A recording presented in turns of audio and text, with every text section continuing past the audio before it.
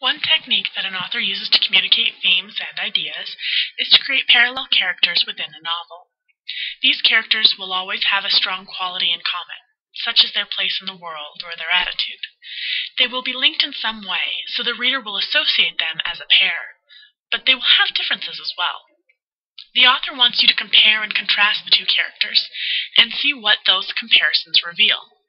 Let's take a look at a few examples of how an author uses parallel characters. Sometimes two parallel characters will be in the same job or position. This allows the reader to compare and contrast how the two characters approach that position.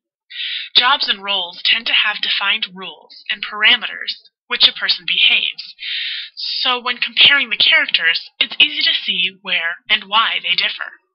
The characters of Mr. Brown and Mr. Smith are parallel characters in the novel Things Fall Apart. The two men have the exact same role in the village, but their different behaviors reveal a lot about colonialism. Sometimes parallel characters will be members of different groups, but they have similar roles in each group. The author can make the two groups very different, and may even make them opposing forces in a struggle. By following parallel characters in each of the groups, the author can show similarities between the groups. In Things Fall Apart, Okonkwo and Enoch are part of different groups, but play parallel roles. Each man wants to take violent action. Each man thinks his group is too weak. A parallel character like Enoch helps frame the main character, Okonkwo. When we see his characteristics in another person, we are given another way to think about his choices and personality.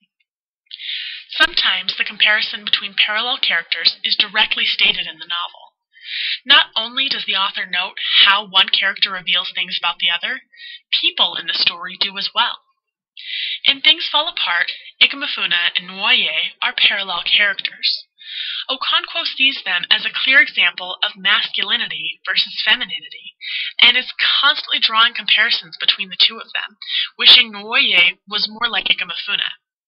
Later in the novel, Nwoye is compared to Enzima, again through the theme of masculinity versus femininity.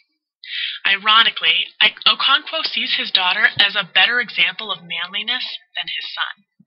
The parallel between these characters tells us a lot about them, as well as about Okonkwo, the person judging them.